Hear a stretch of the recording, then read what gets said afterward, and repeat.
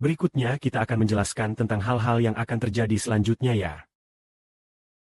Yaitu 2-3 hari, 3-4 hari sebelumnya.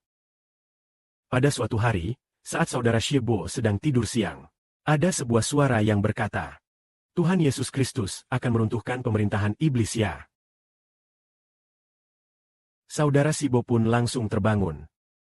Setelah itu tanpa sengaja muncul beberapa berita yang direkomendasikan, yang mengatakan dunia akan mengalami kekacauan besar, yaitu, ketika pemimpin tertinggi Iran itu gugur di medan perang ya. Ketika ia tewas dibom. Dalam satu dua hari itu, Tuhan berkata demikian. Lalu sesudah itu, ternyata diketahui bahwa Trumplah yang melakukan hal itu. Setelah itu lewat 1-2 hari lagi, ada suara lagi yang berkata kakek akan mengutus secara langsung ya. Akan mengutus secara langsung. Kakek itu adalah Bapa Surgawi. Bapa Surgawi akan turun tangan secara langsung untuk menggenapkan satu perkara. Mari kita lihat setelah kematian Putin. Atau pada hari-hari itu. Ada beberapa saudara-saudari yang menerima kesaksian. Saudara Hebo ini lupa itu saudara atau saudari yang mana. Melihat Trump berdiri Di samping peti mati Putin. Kita tahu bahwa Putin sudah meninggal 2 tahunnya. Tanggal 7 Mei tahun ini adalah hari, peringatan kematiannya yang kedua. Yaitu Trump akan berdiri di samping peti mati Putin. Artinya Trump akan membuat segala bangsa dan suku mengetahui hal ini. Dan kita tahu Rusia akan terpecah. Tuhan sudah sejak awal menetapkan bahwa Rusia akan terpecah menjadi banyak negara. Lalu siapa yang membuatnya terpecah? Sebagaimana tertulis dalam Alkitab. Di sini Nabi Yesaya berkata, Aku, Tuhan, telah mengurapi Kores ini. Aku akan memegang erat tangan kanannya. Membuat bangsa-bangsa takluk di hadapannya. Aku juga akan melonggarkan ikat pinggang raja-raja. Aku membuat pintu-pintu terbuka di hadapannya. Sehingga pintu gerbang tidak dapat tertutup. Tuhan berfirman demikian kepada Kosh.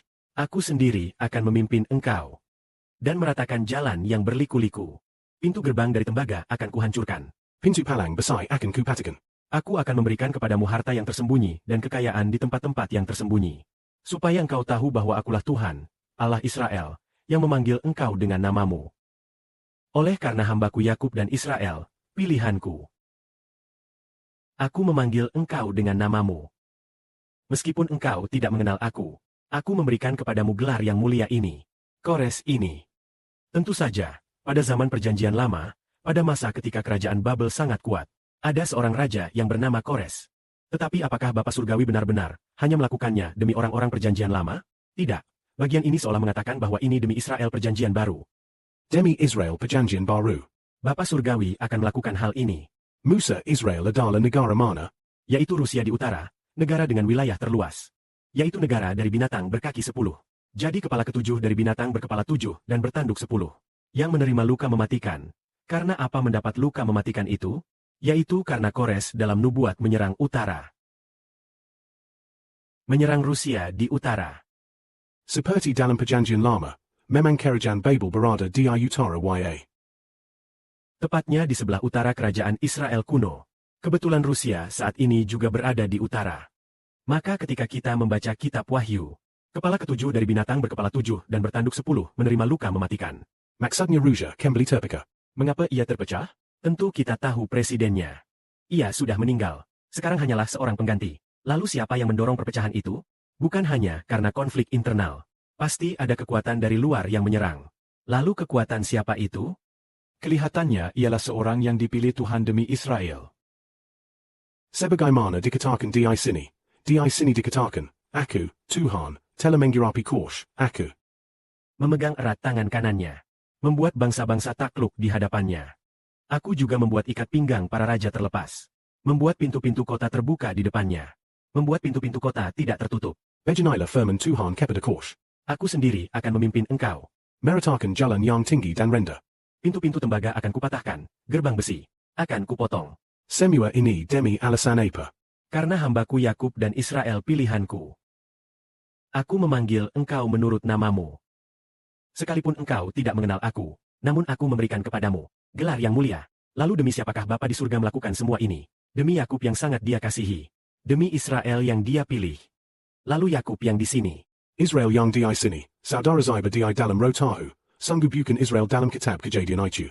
Melainkan saudara Siber pada zaman ini. Maka saudara siber ini tanpa senjata apapun, dan tidak dapat melakukan hal-hal ini, karena waktunya belum tiba. Maka Bapak hendak mengurapi seseorang yang disebut Koresi. Artinya, membiarkan dia menerima, ya, menjadi seorang yang bersifat lambang. Kores ini adalah pribadi yang bersifat lambang. Sebagaimana saudari Ruth dalam tim kita berkata, bahwa Tuhan hendak memakai Trump untuk melaksanakan kehendak Tuhan. Kelahatanya Korsh di sini melambangkan Trump. Sebab, pada tahun lalu atau sebelumnya, saudara siber ingat ada seorang saudara yang mengabarkan Injil kepada Trump. Dan saudara ini adalah saudara yang sangat mulia. Sepertinya, ya, sepertinya saudara Yosua melihat dalam mimpi bahwa ia memberitakan Injil kepada Trump. Maka hal-hal ini pasti akan terjadi. Karena Bapa, demi Israel rohani dalam perjanjian baru, akan memakai Koresi perjanjian baru ini untuk menghancurkan segala bangsa.